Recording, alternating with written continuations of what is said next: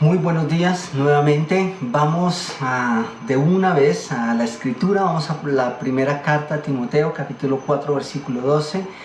Pablo escribe a Timoteo que nadie te menosprecie por ser joven, al contrario, que los creyentes vean en ti un ejemplo a seguir en la manera de hablar, en la conducta, en amor, fe y pureza.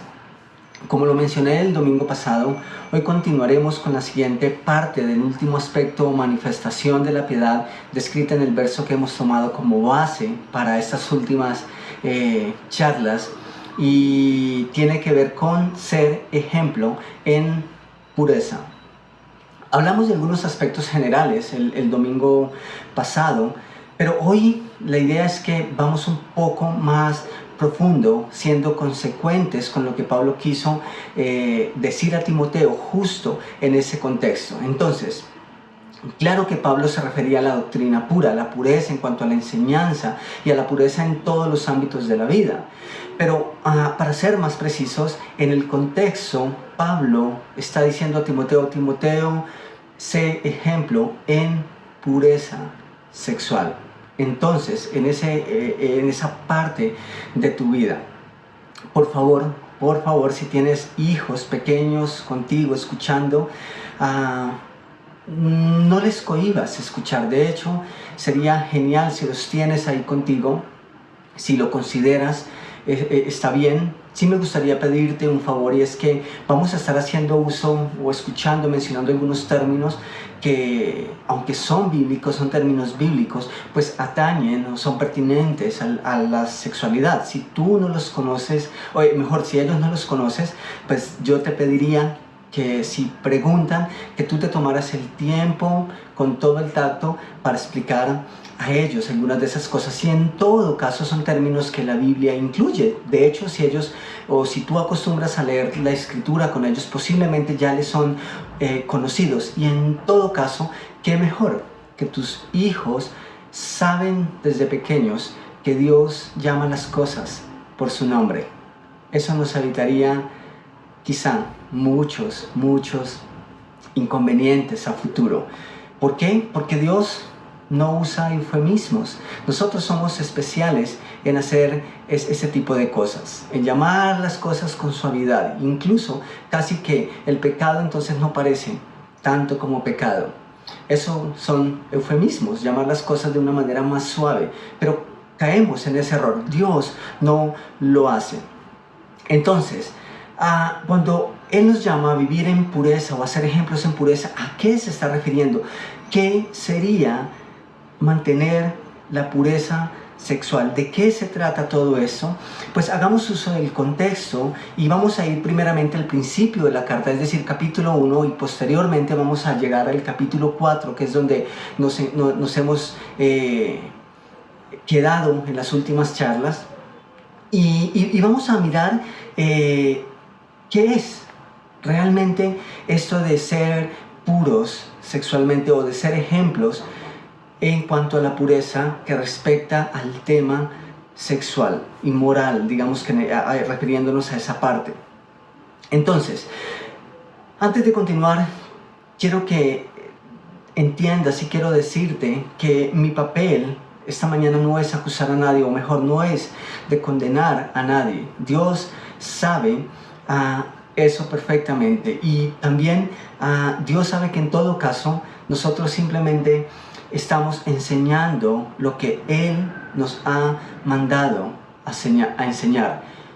Y de mi parte, como algo ya muy personal, te digo que esto lo enseño porque es algo que ha traído frutos buenos a mi vida.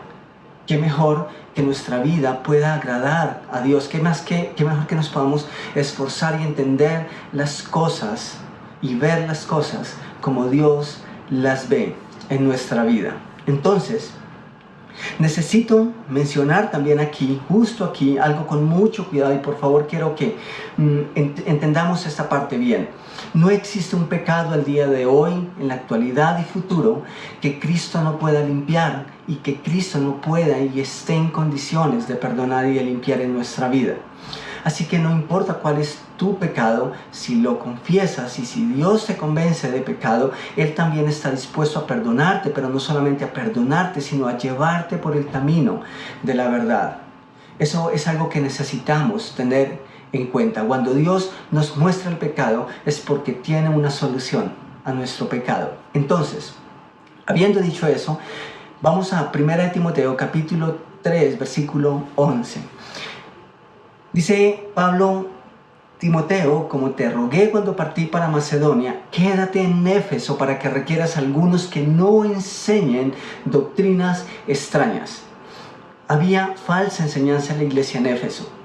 Algunos estaban enseñando cosas extrabíblicas, es decir, que la Biblia no enseña y que Dios no manda, y había una distorsión ahí. Versículo 4 dice: ni presten atención a fábulas e interminables genealogías que sirven más a especulaciones que al plan de Dios, que es por la fe. Pero el propósito del mandamiento es el amor que procede de un corazón puro, de una buena conciencia y de una fe no fingida. Algunos de ellos, habiéndose desviado, se apartaron en pos de vanas palabrerías, queriendo ser maestros de la ley y sin entender ni lo que hablan ni lo que afirman con tanta seguridad. En esencia, es lo que ocurre cuando nosotros nos vamos por las ramas, cuando no somos directos con las cosas. Simplemente perdemos el horizonte, y es justo lo que Pablo le está diciendo a Timoteo: necesitas volver esto a su cauce. Entonces, hago una pausa aquí, porque en esencia lo que Pablo quiere que Timoteo haga es lo que cada pastor, cada hombre, cada mujer, cada joven de Dios necesitamos hacer también hoy, y es llamar al pecado por su nombre, como pecado. Y existe una triste realidad en nuestro tiempo, y es que no queremos hablar de eso. Es que si de pronto hablamos los términos bíblicos que aluden al pecado, de pronto alguien se puede sentir señalado, de pronto alguien se puede incomodar, se puede sentir, o ¿por qué no? Incluso una persona pudiera retirarse de la congregación. Y nos da miedo. A veces preferimos ser un poco más suaves, porque es que de pronto eso se escucha tan fuerte, y es un grave error. Y entonces es mucho más fácil entender por qué muchos prefieren en la actualidad referirse a la prosperidad y hablar de cosechas abundantes, antes que hablar del pecado. Entonces, esta semana me pareció interesante una lectura, leí y encontré algo, y lo que leí es eso, y me parece que es inherente a lo que Dios nos quiere enseñar esta mañana. Y dice: muchos creyentes hablan de perdón, pero muchos no saben realmente de qué fueron perdonados. Muchos creyentes hablan de perdón, pero muchos en realidad no saben de qué fueron perdonados. Y esa es una realidad. ¿Y por qué pasan estas cosas? Porque no se habla de pecado con claridad, o sencillamente porque se toca a la ligera. Yo espero entonces que si hay pecado en tu vida, que si estás luchando con esto de la pureza sexual, seas adulto, seas joven, seas hombre o mujer, soltero, casado, viudo o divorciado o divorciada, Dios te hable hoy, que hable a tu corazón, y en todo caso estamos juntos para llevar esta carga. Ese es el propósito de la iglesia, acompañarnos unos a otros en estos procesos de lucha. Eso nos toca a todos.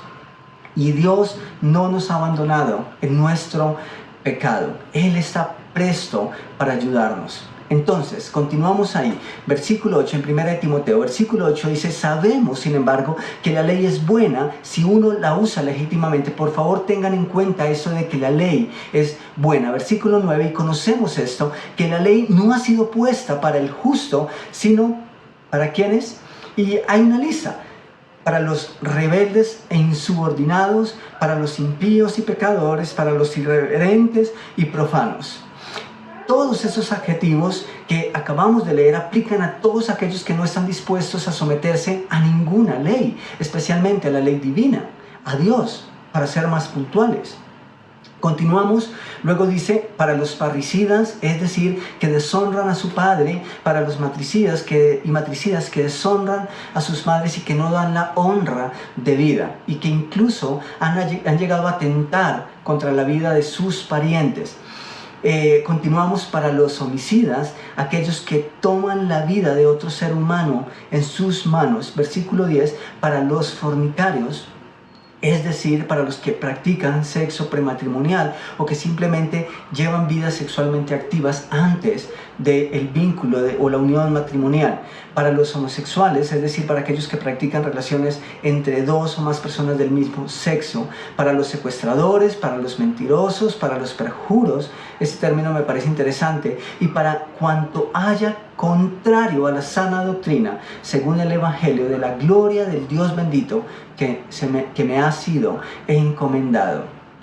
Simplemente transmitimos a ustedes, al mundo, el mensaje que Dios nos ha dado para que nosotros lo enseñemos. Pero no solo eso, sino el mensaje que ha dado fruto en nuestra vida, que ha sido para bien en nuestra vida. Entonces, esa es la razón por la que hacemos estas cosas.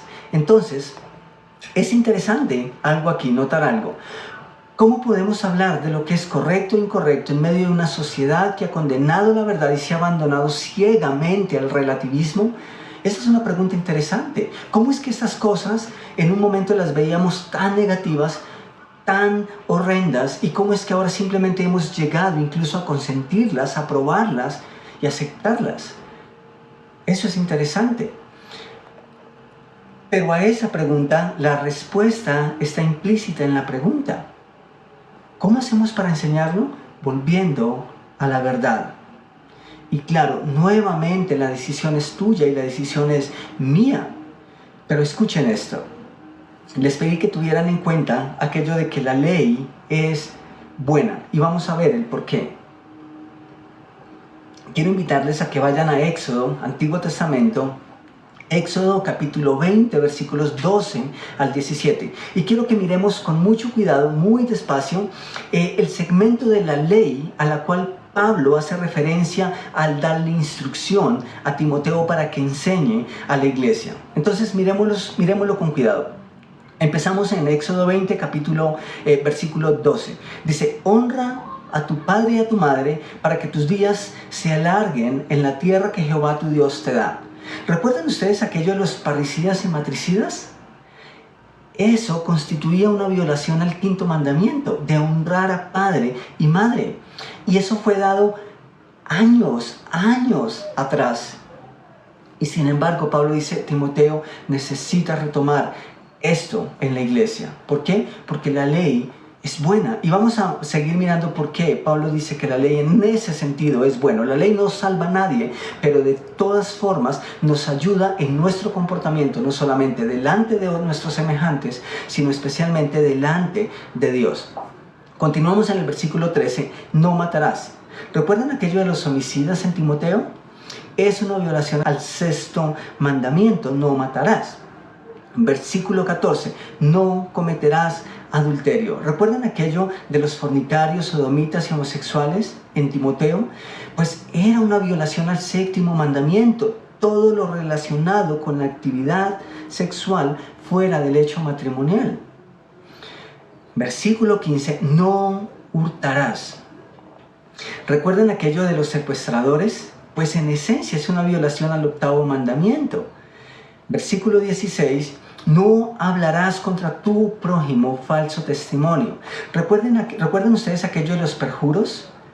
Es una violación al noveno mandamiento que condena el jurar en vano o simplemente romper una promesa juramentada.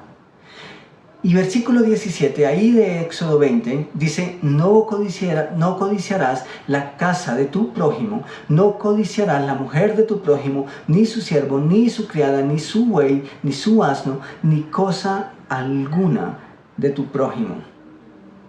Interesante. Los buenos hábitos no pasan de moda.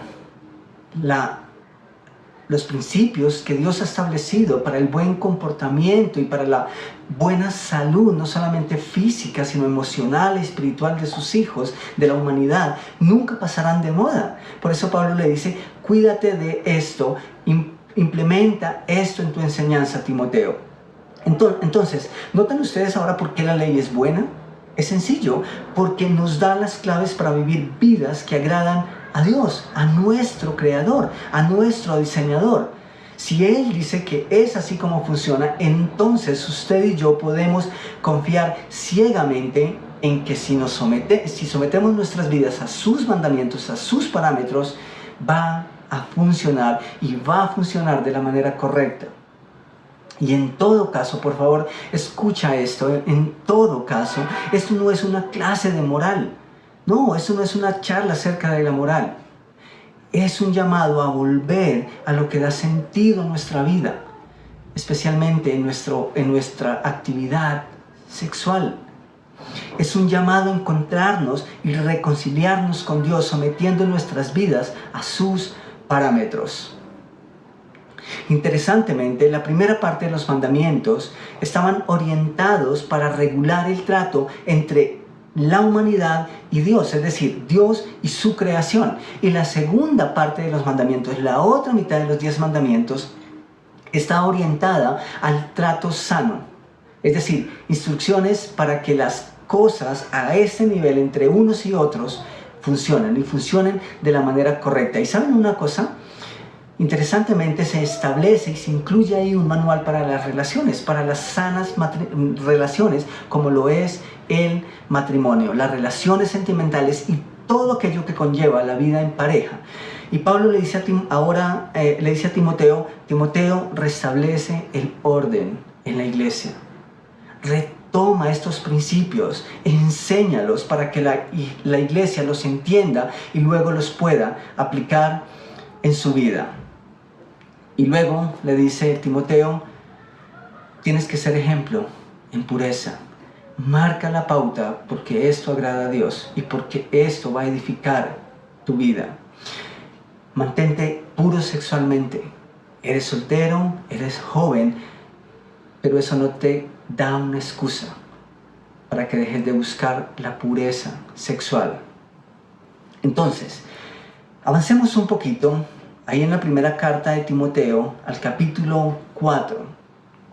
Y justo antes de que Pablo mencione la importancia de ser ejemplo en pureza, notemos ahí en el versículo 1 de 1 Timoteo capítulo 4, dice, pero el Espíritu dice claramente que en los últimos tiempos algunos apartarán de la fe, prestando atención a espíritus engañosos y a doctrinas de demonios, con hipocresía hablarán mentira.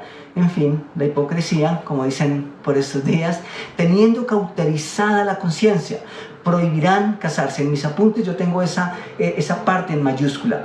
Versículo 3, prohibirán casarse y mandarán abstenerse de los alimentos que Dios creó para que con acción de gracias participasen de ellos los que creen y han conocido la verdad. Entonces, recordemos que Timoteo era un joven. Estuvo a cargo de la iglesia en Éfeso por algún tiempo. Pero Pablo le dice, hay algunos que están enseñando que no deben casarse. Y tú necesitas recordar que ese es un mandato bíblico. Así que necesitas restablecerlo.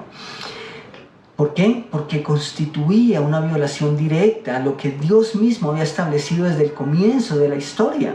No solo explícito en los mandamientos, sino implícito en el propósito y plan divino. En Génesis capítulo 2, versículo 24, dice Dios, por tanto, dejará el hombre a su padre y a su madre, y se unirá a su mujer, y serán una sola carne. Hay 3 palabras aquí que son bien interesantes. La primera es dejar. El matrimonio es la primera institución humana en la Escritura. Y claro, dejar no constituye una violación al mandamiento de honrar a nuestro padre y a nuestra madre, sino que dejar constituye el comienzo de una nueva unión entre un hombre y una mujer. Es eso lo que Dios bendice. La segunda palabra es unir. Significa que hay dos seres, dos personas completamente distintas, pero maravillosamente creadas justo para encajar uno con el otro, de manera perfecta, incluso en que gráficamente pueden llegar a ser uno.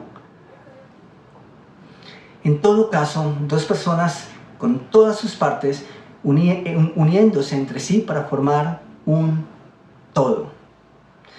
Después, dice la otra palabra es, y serán una sola carne, y serán.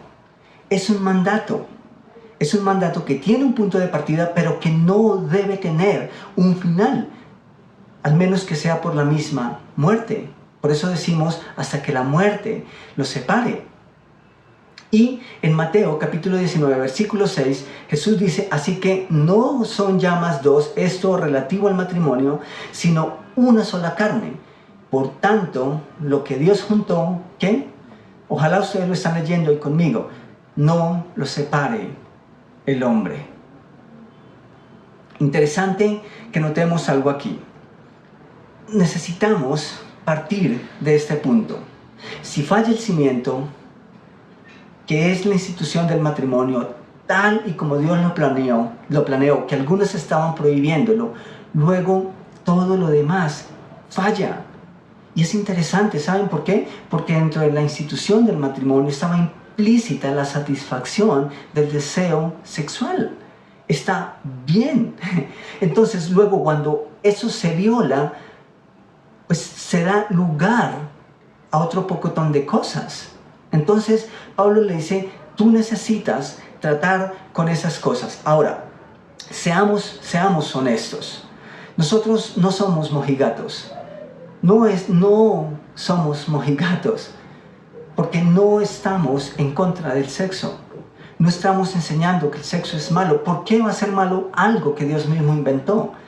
Dios no tiene invento malo. Dios no tiene invento malo.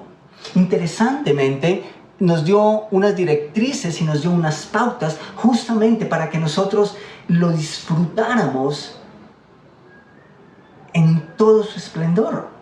Que nosotros le sacáramos el máximo deleite. Pero por eso justamente nos dio unas directrices y nos marcó unas pautas. Entonces, es válido que digamos respecto a la sexualidad, úsese de acuerdo a las recomendaciones del fabricante. Úsese de acuerdo a las recomendaciones del fabricante. Y disfrútalo dentro de los parámetros divinos. Allá en el principio, allá cuando Dios unió a Adán y a Eva, en ese vínculo unión, el sexo estaba incluido. Dios los creó justo como los creó a usted y a mí y les dio facultades para experimentar lo maravilloso de la intimidad. Y sí, Dios les dio luz verde, Dios les dio luz verde, no les prohibió. Al contrario, les dijo, los he creado con estas características, con estas facultades, para que ustedes encuentren deleite en el uno con el otro. Entonces Adán no necesitaba nada ni nadie extra, aparte de Eva, lo cual hubiese sido adulterio. Y viceversa, Eva tampoco necesitaba a nadie más, ni nada más. ¿Por qué? Porque Dios se encargó desde el mismo momento de la formación del hombre en que todas esas cosas estuvieran ahí para que todas esas necesidades fuesen suplidas dentro del hecho matrimonial. Y escuchen esto, por favor. En Mateo capítulo 5, versículo 27-28 dice, oísteis que fue dicho, no cometerás adulterio, pero yo os digo que cualquiera que mira a una mujer para codiciarla, ya adulteró con ella en su corazón. Entonces el deseo y la satisfacción sexual deben ser suplidos en el hecho matrimonial. Tú y yo no necesitamos andar buscando nada por fuera de nuestra esposa. Es así de simple. Y si es que eso pasa, entonces ya hemos cometido un pecado, lo cual constituye impureza sexual. Entonces, si eres casado, si eres casada, ama a tu cónyuge. Sé fiel a él o ella en palabra, en pensamiento y acción. Recuerden, que el solo hecho de mirar a una mujer o que una mujer mira a un hombre para codiciarlo, porque esto es a todo nivel, seamos honestos, ya somos culpables de haber roto el mandamiento. Entonces, mantente puro, pura. Cuidado con lo que ves y cómo lo ves. Colosenses capítulo 3, versículo 5 dice: haced morir pues a lo terrenal en vosotros. Y miren esa lista: fornicación, impureza, pasiones desordenadas, malos deseos. Todos atañen de una u otra forma al tema de la sexualidad. Y avaricia, que es idolatría. Eso es Colosenses capítulo 3, versículo 5. Es interesante que Dios sea tan enfático con nosotros a la hora de guardar nuestro corazón y nuestro cuerpo para la persona indicada, o para la persona que Él ya puso en nuestra vida, en nuestro camino. Entonces, si eres soltero o soltera, cuida tu mente, cuida tu corazón, cuida tu cuerpo. Cuídate de eso que Pablo dice: pasiones desordenadas, malos deseos y avaricia, que es idolatría. Esto es bien interesante. En primer lugar, cuando somos solteros y cuando somos jóvenes, consideramos nuestra soltería como una licencia. Y no es correcto a la luz de la Escritura. En todo caso, Dios nos manda a que nos guardemos. Pero también es interesante aquí que podemos caer en el error de ser ególatras. Nosotros hemos pensado que idolatría es adorar una imagen o una estatua o qué sé yo. Pero cuando nosotros dejamos de agradar a Dios para dar rienda suelta a nuestro pecado, a nuestros deseos pecaminosos, nos estamos agradando a nosotros mismos. Es decir, nos adoramos a nosotros mismos, es decir, somos ególatras. Entonces, la soltería no es un aliciente para nuestro pecado, especialmente en nuestra vida sexual. ¿Eres joven? Quizá ni piensas en ese momento en una relación sentimental. Está bien, perfecto, pero escucha esto. Salmo 119, versículos 9 al 11. ¿Con qué limpiará el joven su camino? Con guardar tu palabra. Con todo mi corazón te he buscado, no me dejes desviarme de tus mandamientos. En mi corazón he guardado tus dichos para no pecar contra ti. ¿Saben? Ya no soy tan joven, pero fui joven. Fui soltero durante un buen tiempo. Y ¿saben una cosa? Yo le doy muchas gracias a Dios por su palabra y por su amor y por su misericordia para conmigo. Tuve caídas, tuve momentos de crisis, hubo momentos en los que fallé. Pero si no es por su palabra, que me ilumine el camino y que en momentos claves de mi vida y momentos cruciales de mi vida me recuerda que Dios es fiel para cumplir sus promesas en mi vida, tal vez ni estaría casado en la actualidad. Y eso es algo por lo que le doy muchas gracias a Dios. Doy gracias a Dios por la esposa que me dio. Pero Él me guió por todo este tiempo a través de su palabra. Así que si no estás en una relación ahora, guarda tu corazón, cuídate de no pecar contra Dios. ¿Eres viudo o viuda? Si Dios te permite rehacer tu vida con alguien, con una persona que tú sabes que Él ha puesto en tu camino, que comparte tus principios espirituales, genial. Si no hay ningún impedimento, genial que te des una oportunidad. Pablo también fue muy claro al dar esa instrucción. En 1 Corintios capítulo 7, versículo 8 y 9 leemos: a los solteros, nuevamente los solteros, y a las viudas les digo que sería mejor que se quedaran como yo. Versículo 9, pero, ese pero deberíamos ponerlo en grandísimo. Pero si no pueden dominarse, es decir, si no pueden contener ese deseo, si no pueden abstenerse de pecar, ya sea de acción o pensamiento, entonces que se casen, porque es preferible casarse que quemarse de pasión. ¡Wow! ¿Más claro? Como diría un amigo, que le echen agua. Pablo no lo pudo haber dicho de una manera más clara. El sexo es permitido, es algo sagrado, es algo maravillosamente, es un invento impresionante. pero se disfruta mejor dentro del hecho matrimonial, manteniendo los parámetros divinos. Recuerden, úsese de acuerdo a las especificaciones del fabricante. Y Dios es experto en esto, entonces deberíamos hacerle caso. Yo creo que necesito mencionar algo aquí que es bien puntual. Esto no es un tema solo de solteros ni de casados, es un tema que nos toca a todos por parejo. Todos estamos en esta lucha, con lo que vemos, con lo que escuchamos, con lo que aceptamos en nuestra vida, lo que vemos en la internet. Y por favor, esto no es una clase de moralidad, vuelvo y lo menciono.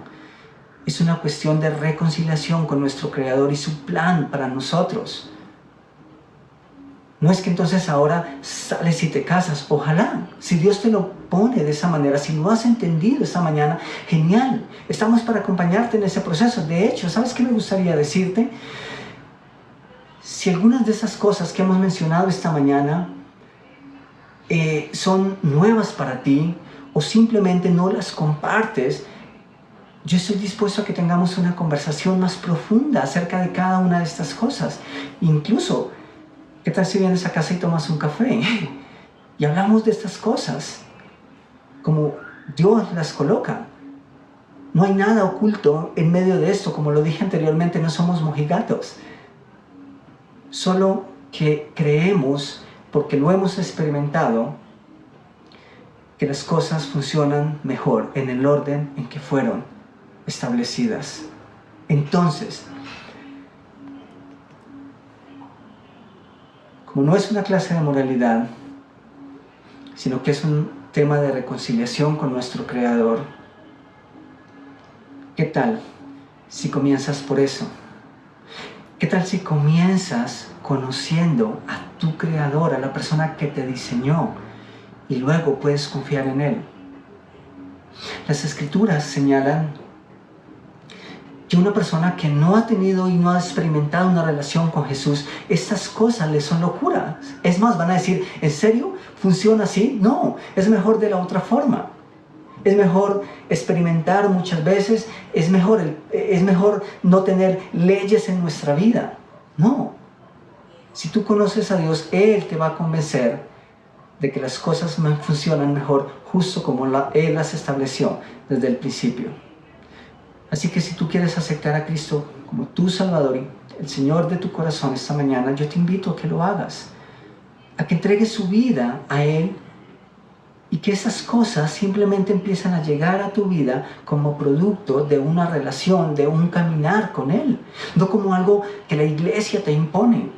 Eso no son imposiciones, es simplemente Dios diciéndonos, mira, ¿quieres deleitarte en esto?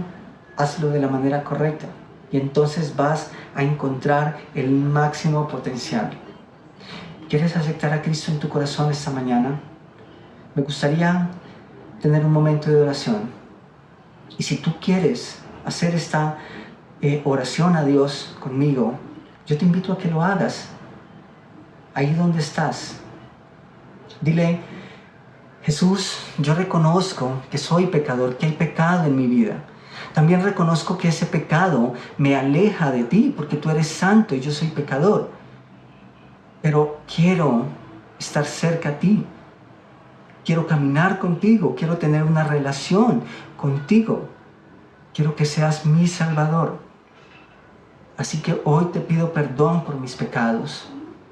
Todos los pecados que he podido cometer, no solamente en mi vida sexual, sino todos. Te pido que los perdones y te pido que entres en mi corazón, que llegues a mi vida y que empecemos un caminar juntos a partir de este día.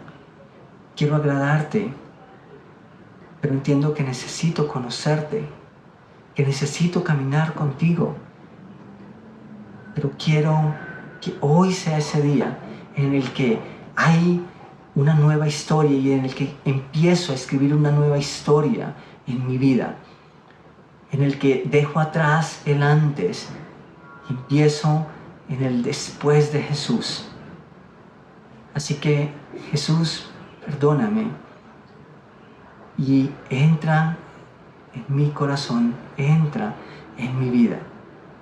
Quiero tener la certeza a partir de este día que cuando todo esto acabe, que cuando esta vida acabe tal y como la veo y la vivo ahora, voy a estar contigo en la eternidad.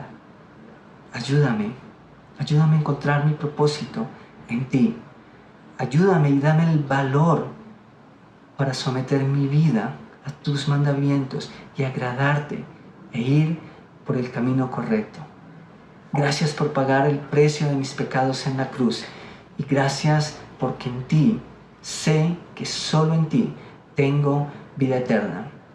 Gracias por tu deseo incesante de tener una relación conmigo y gracias por odiar mi pecado, pero gracias por amarme a mí, de tal manera que me estás dando una oportunidad y que me has dado una oportunidad que abrazo en este día. Te doy muchísimas gracias por el regalo de la salvación. En tu nombre, amén. Muchísimas gracias. Si tú has tenido un tiempo especial con Jesús esta mañana, si tú has decidido hoy entregar tu vida a Jesús y empezar una relación con Él, me gustaría que nos lo hicieras saber. No solo queremos celebrar contigo, sino que queremos acompañarte en este nuevo proceso, en esta nueva vida. Muchas gracias por estar con nosotros. Que Dios te bendiga.